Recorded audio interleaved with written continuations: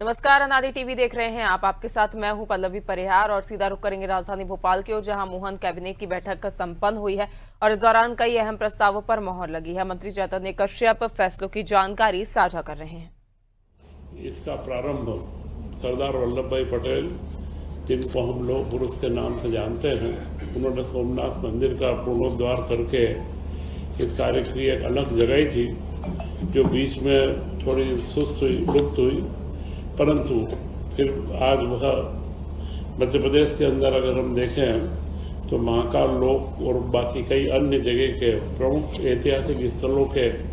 पुनर्निर्माण का कार्य चल रहा है। इसी के साथ मुख्यमंत्री जी डॉक्टर मोहन यादव जी ने यह आह्वान भी करा है कि सारे मंत्री मिलकर के प्रदेश में माहौल बनाए जो कल हमारे देश के प्रधानमंत्री नरेंद्र मोदी जी के द्वारा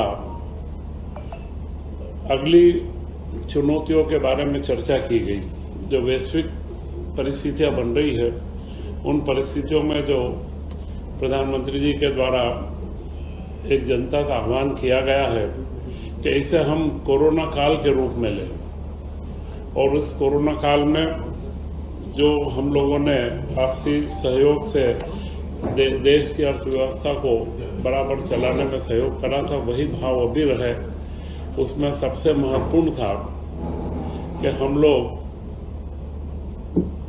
यात्रा के अंदर मेट्रो, ट्रेन, बसें, अन्य पब्लिक व्हीकल को उपयोग करना चालू करें, वर्क फ्रॉम होम करें। वर्क फ्रॉम होम के माध्यम से जितना बढ़ता है तो पेट्रोल का खर्च उतना हमारा कम होगा। दूसरा, उन्होंने मध्यम वर्गीय व उच्च वर्गीय परिवारों से आह्वान भी करा है कि वे कई विवाह के कार्यक्रम विदेशों में जाकर के करते हैं, उन्हें अपने देश में ही करें। उसी के साथ में विदेश यात्राएं इस बार थोड़ा सा अपने आप को रोकें और भारत के ही, क्योंकि भारत में भी कई दर्शनीय स्थल हैं जिससे हमारे देश का रोजगार भी बढ़ता है, जीडीपी भी बढ़ता है। तो अपने साल भर के जो भ्रमण के कार्यक्रम हैं उनमें देश के पर्यटन स्थलों को प्राथमिकता दें, तथा इसी के साथ सोने का, गोल्ड की खरीदी, क्योंकि भारत का गोल्ड का आयात करीब करीब 6 लाख करोड़ का है। 6 लाख करोड़ से ऊपर का हम लोग सोने का आयात करते हैं, और जो गहनों में वह निवेश के अंदर सुरक्षित निवेश मान करके घर में रखा जाता है। तो उस पर प्रधानमंत्री जी का कहना था कि अगर 1 साल के लिए हम बहुत आवश्यक हो, शादी ब्याह में अपनी बेटियों के लिए तो जितना आवश्यक है, उसके अलावा इस सोने की खरीदी को हम रोकें, तो इससे डॉलर का हमारे सामने एक बहुत बड़ा, तो यह जो आह्वान है प्रधानमंत्री जी का, यह आह्वान उन्होंने कोरोना काल में भी करा था और देश की जनता ने उसे स्वीकार करके और उस आह्वान के साथ में चले थे। यह जन नेता की पहचान है कि जब भी कोई चुनौतियाँ होती है तो जनता को जागृत करना, और उसी आह्वान को आज मुख्यमंत्री जी ने भी सभी मंत्रियों से कहा है कि इस आह्वान को नीचे तक उतारें और इसको व्यवहारिकता के अंदर, रोजमर्रा के हमारे जीवन के अंदर ला करके वो देश की चुनौती, यह एक वैश्विक चुनौती है, उसका हम लोग अच्छे से सामना कर सकें। तो यह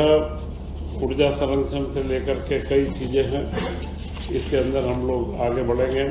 और एक महत्वपूर्ण उन्होंने कहा था खाने के तेल में 10% की कटौती करें, क्योंकि खाने का तेल भी हम लोग बड़ी संख्या में आयात करते हैं, और खाने के तेल का फिटनेस में भी लाभ है। अगर हम उसकी कटौती करते हैं तो फिटनेस के लिए भी इसका उपयोग है और देश के डॉलर में बचत होती है। तो यह जो बिंदु उन्होंने चिन्हित करे हैं, ये मैं समझता हूँ कि आप लोगों के माध्यम से भी अगले समय में समाज के अंदर एक जन जागरूकता का विषय बने। इसी के साथ प्रधानमंत्री ग्राम सड़क योजना, चौथी, फोर्थ, क्योंकि जो प्रधानमंत्री सड़क योजना, ग्रामीण सड़क योजना का शुभारंभ हुए 25 वर्ष हो चुके हैं, अब इसका चौथा वर्जन